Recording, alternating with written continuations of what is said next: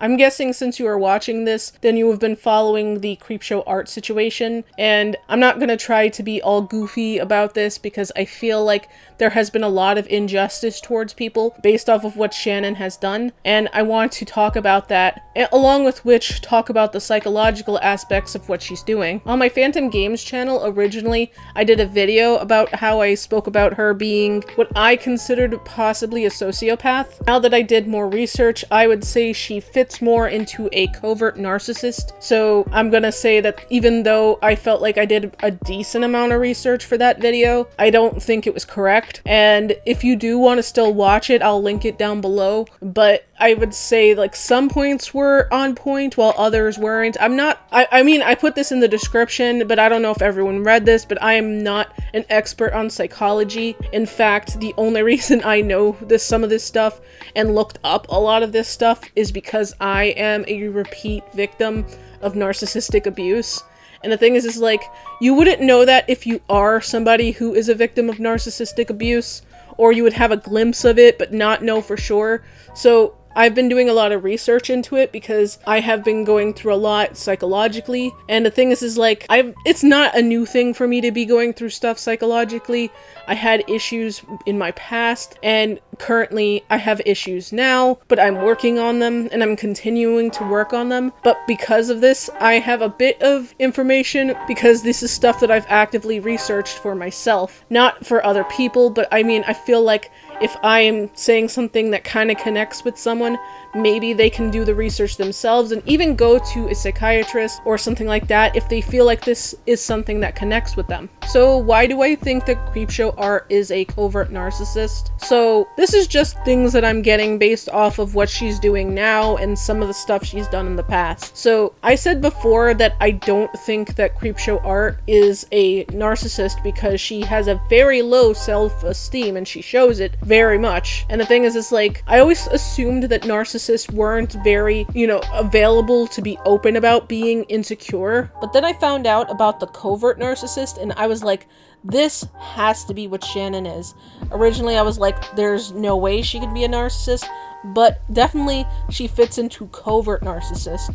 So if you don't know what a covert narcissist is, I'll put some resources down below that explains covert narcissism, but I would definitely state that, like, for certain this is what I feel in my heart she is, because this is something that she seems to show signs of. A covert narcissist is very much for themselves, but they're very kind of like, they're different in the way that an overt narcissist is, which is kind of insane because I feel that her significant other, Anthony, might be an overt narcissist and that she's a covert, which, I mean, I wonder how that relationship dynamic actually works, because the two of them are narcissists.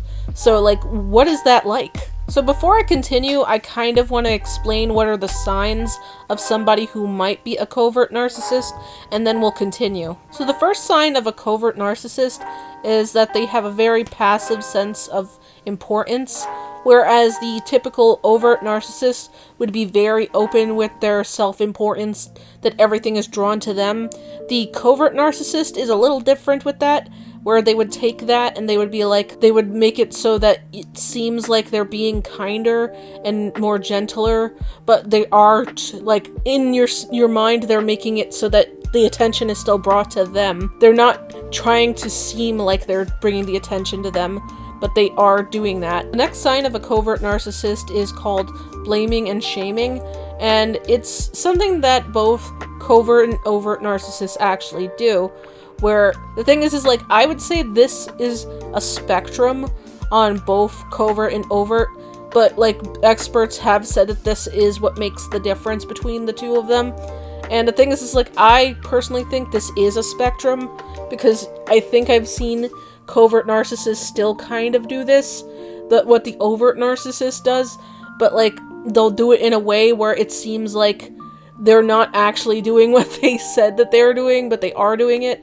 So let me explain this. So the overt narcissists, when they do blaming and shaming, they're more open about certain things. They're rude, they criticize people, they're very sarcastic, and I would say that's something that Shannon does as well, but I would say she also fits into what the introverted covert narcissist would do, which is be more gentle with their criticism as well, because I've seen her do this as well.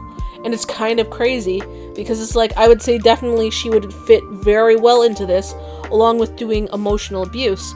She is very into doing the typical narcissistic behavior, where she would love bomb someone, and then she would slowly try to bring them down. She would go and make them feel like they're going nuts. And I feel like this fits into something else as well, but this whole blaming and shaming thing is something that she actively does. And now she's sort of showing that more and more. And the thing is like, I've noticed something when I was looking up covert narcissists, and a lot of it says that most people who are covert narcissists have had toxic home lives. And I don't think that all of what CreepShowArt said about her past is entirely fake.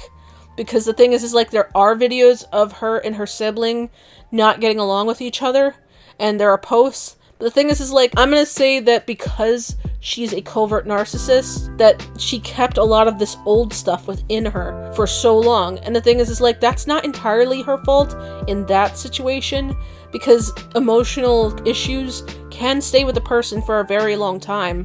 And I wouldn't blame her for having, some sort of resentment towards her family for accepting these type of behaviors and allowing her to go through this. Because as somebody who had issues at home due to my sexual identity, due to several other issues within my own family, I think that a lot of people don't seem to get that so a lot of people are not, I don't know, I guess they're not just the way they are, sometimes they're created. And I think that's the reason why she's doing what she's doing now. And like I said, I feel like she's kind of like a mix between this category with the blaming and shaming, because she's doing the stuff that the non-covert narcissist is doing, but she's also doing what the covert narcissist is doing. And I think this is something that needs to be explored a little more. So I'm just gonna put it at that the covert narcissist is a little more sneaky with the way that they do this. Anyway, there is the whole creating confusion, which is just this is something that both covert and overt narcissists do, but it's the way that they do it that makes them covert narcissists. I mean, gaslighting is definitely something that all narcissists share in, but it's the way that the gaslighting is done that makes it really different. Gaslighting isn't just its typical thing, where people are being misled into thinking things that aren't true. And the thing is it's just the way that it's done.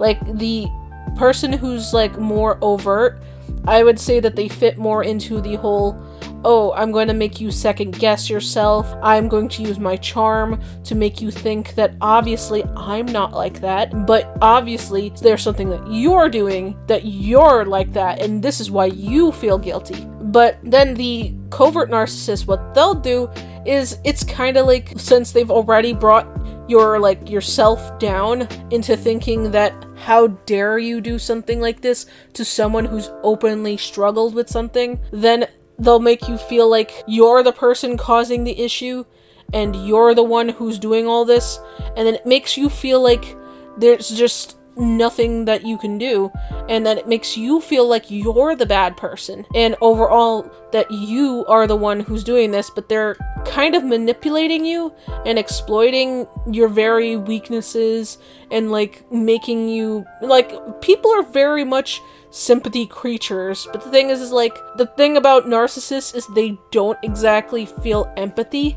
They don't have a feeling where they can feel what other people feel. And the covert narcissist, because they still have that sense of self, but they don't have the charm that the overt narcissist has, then they'll just kind of use what they do have, which is feel bad for me. And that will cause a lot of badness in your brain, because you're like, oh my god, what did I do to hurt such a sweet person? But in the end of the day, they're using your kindness against you. The next sign is procrastination and disregard. And I'm pretty sure everybody has met someone who does this, but that doesn't mean that they're a covert narcissist. But I mean, if some of these things are adding up to you, then there's a chance they might be. So there's a thing about narcissist, and they do tend to gravitate towards more sweet, caring, compassionate people. And this goes very true for covert narcissists as well, where they would take the opportunity to manipulate people into getting them to do things that they wouldn't normally do, or act out in ways that they would normally not act out. They pick forgiving people because forgiving people will not really question when they're doing something that's a little off. So say someone is likely to cancel on you at the last minute, or seems like they don't really care about you, or doesn't value your time. This is something that a covert narcissist will do, but they'll do it in a way where they're not intending to do it. Funny thing is, this is actually something that has happened to me. So I'm going to give you a little bit of a story time. So the last few times I was talking to a friend who just happened to be a very narcissistic person, this is something they did to me, where they made a lot of plans with me. They were constantly making plans with me. They made me feel like I was important and valued, and they wanted to continue to spend time with me. But then at the last minute, they would pull that time away from me and make me feel like I was less. And it's just kind of sad, because this is something that covert narcissists do, and they act as if they don't know that they're doing it, and they act as if that their time is very much more valued than your own. And they don't consider what they're doing as bad. They're just like, oh, well, I just couldn't do this. Like, with the situation I was talking about, I had a male friend, and this male friend, he made time with me, and then at the very last minute, was almost consistent with him. At the very last minute, he would just basically cancel on me, and he would do this at the very end of the day. And it's not like, I mean, I get that, like, some people, they can't tell you things right away, but the thing is like, he has my cell phone number. He didn't have to call me. He could have texted me. He could have told me that he wasn't wanting to do something, but instead, he just canceled on me at the very end of the time that we were supposed to spend time together. And the thing is like, I could have actually spent time with another friend at the time, one that I had not seen in a while. And he made me feel so bad about bringing that up, because he was just like, it's not like I intended to take this time away from you. And the thing is like, the reason I prioritized this time with him was because we had been best friends for so long. And it hurt me because he didn't even apologize for what he did. He didn't even consider how incredibly inconsiderate that was. And the thing is like, the covert narcissist will do this. And they will make you feel crazy for being bothered by this. I think that overt narcissists do this too, but it's, I mean, I'm repeating myself over and over again, but it's the way that it's done that makes it different. The way that, like, I'm just gonna say it, that, like, the covert narcissists are very much like introverts, and the overt narcissists are very much extroverts. And, like, some people, they can be ambiverts and be kind of like that too. If you don't know what an ambivert is, they're kind of like in between, where they're kind of introverted and kind of not. And, like, I think that there are other versions of that as well, but they have slight differences that make them different. But I'm going with ambivert because I think that's the closest to an in-between. And I think that the person that I spoke to was very much an ambivert, because they still very much thrived in social environments, but then they also had some sort of, like, introverted qualities to them. And I mean, like, this is something that I saw in Shannon as well, where she seemed like she was social, but also had some antisocial tendencies. So I think that she's an ambivert, but also a covert narcissist. The next one is giving with a goal. So this is something I can actually link Shannon to, because in her video with the whole thing with Emily, she briefly brings up the stuff that she did for her sibling, and how she was very supportive to her sibling, and now she's turning her back on her sibling. So this is something that the covert narcissist does, because overt narcissists don't do this. This is something specific to covert narcissists, which I think is insane, because it is something that you can easily prove for her.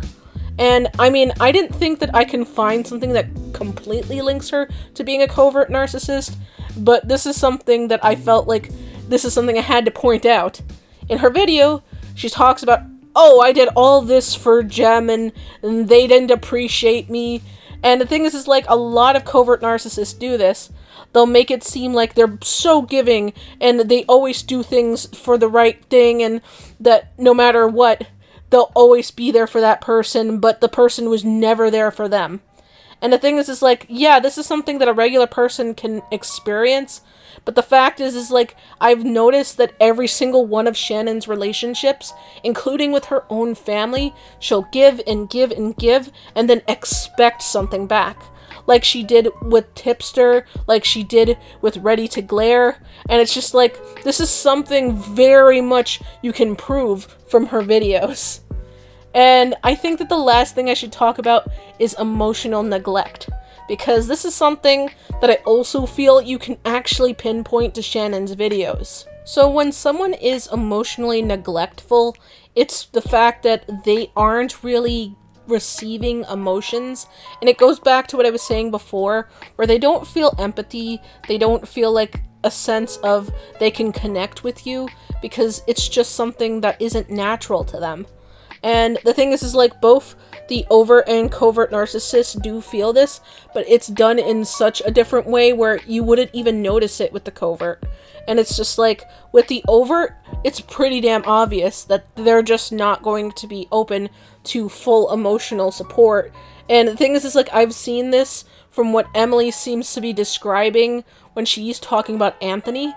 And that's why I felt like he must be an overt narcissist, because like, from what she was saying, he's very much into himself. He doesn't seem to care about people. And she did say that their relationship was pretty much toxic, which, if I am reading that correctly, means that she felt like she was doing a bit more in this relationship, and she even felt like she had to, I mean, I might be wrong about this, but it seems like she felt like she had to prove herself that she's better than this new girl, and it's because most likely he made her feel less while he was with her. Whereas for Shannon, I feel like the covert narcissist version of this definitely fits her better, because with Shannon, what she'll do is she'll seem more emotionally acceptable, but then it's more of an act. It's not really her. I would say that the best actors when it comes to being a specific way would be the covert narcissist. They're very good at acting as if they're delicate little butterflies that just want to be loved and accepted, but they're actually trying to frame a picture of, I'm a broken person, but I'm still trying to help. You can very much do all these things and not be a covert narcissist, or just like, you can do some of these things and just be somebody with something else, but these are signs of somebody who might be a covert narcissist. And like, if you think that you sort of fit into that, I would say seek therapy or some sort of counseling. And if you feel like you've experienced this, same thing. If you've had somebody who's done this to you, go to a counselor, because you very much need to do certain things. So these are things that I think you can do if you have experienced these things.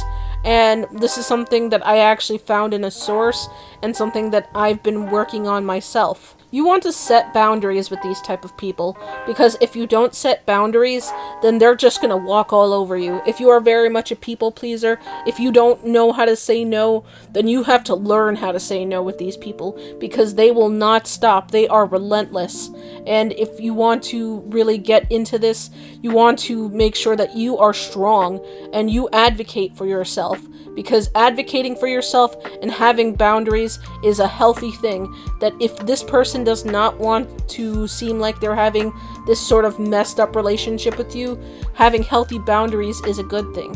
And then, like, I would say this is something that I can see Shannon is doing currently, and that's like, she's avoiding basically taking accountability for things, because that's something that both covert and overt narcissists do. So you should definitely make sure that people who do these type of things, they need to be made aware that what they're doing is bad. Along with which, try to avoid taking specific things that they say personally. Don't take it to heart, because this is just who they are and how they're behaving. And sorry if I'm like stumbling on this stuff. It's making me think of all the heartache and struggle that I have went through. And I would say the next thing you can do is create a healthy distance, or basically just go away for a bit and just have your own space, because when you are with somebody who's like this, they can suffocate you. They can suffocate you with all sorts of stuff and make you feel like you are as low can get. And the last thing I would say is, like I said, get to a doctor, see a therapist, some sort of like psychiatrist, because the thing is like a lot of people who experience narcissism, they will get this sort of I'm not sure how to describe it, but there's this thing that a lot of people who are victims of narcissists, they'll get this sort of disorder, which makes it easier for narcissists to continue to attack you. This is something I feel definitely is relating to the CreepShowArt video, where she says that all the people that she's been with in the past have been abusive. Basically, Emily had said that she had had a lot of abusive relationships. And then basically she was undermining that. Shannon was undermining her relating to abuse. And the thing is like somebody who's had multiple messed up relationships, they have that for a reason, because they have a hard time setting boundaries and having structure. And for someone like Emily, who is going through a lot, including being very young and going through drug addiction, she would probably be the perfect person to go after if you were a narcissist. Narcissists love people who are weak. And the thing is, at the time, she was very weak. So I'm not shocked by the fact that she's had multiple incidents of abuse. What I think is messed up is how Shannon is handling this. And I think I get why she's doing it, because she wants to protect her husband. And at the end of the day, like, I get that. The thing is like, she's saying us, as in the both of them. But the thing is like, it didn't seem like she was, like, Emily, I don't think she was openly saying that Shannon was completely to blame for this situation, and I feel like she was saying that Shannon was just an accomplice, and that Anthony was the puppet master in this whole thing. And I wouldn't be shocked if all the information that's out there wasn't collected by CreepShowArt, but by Anthony, because it seems like a lot of this stuff is well before CreepShowArt even knew Emily at all. So it makes no sense that she has some of these things. But it would make sense if an ex-boyfriend had these things. Just saying. Hope you guys enjoyed this. Like, comment, and subscribe for more awesome, weird, wonderful, and informative content. Hope I see you in the next one. Peace. Goodbye. Mwah.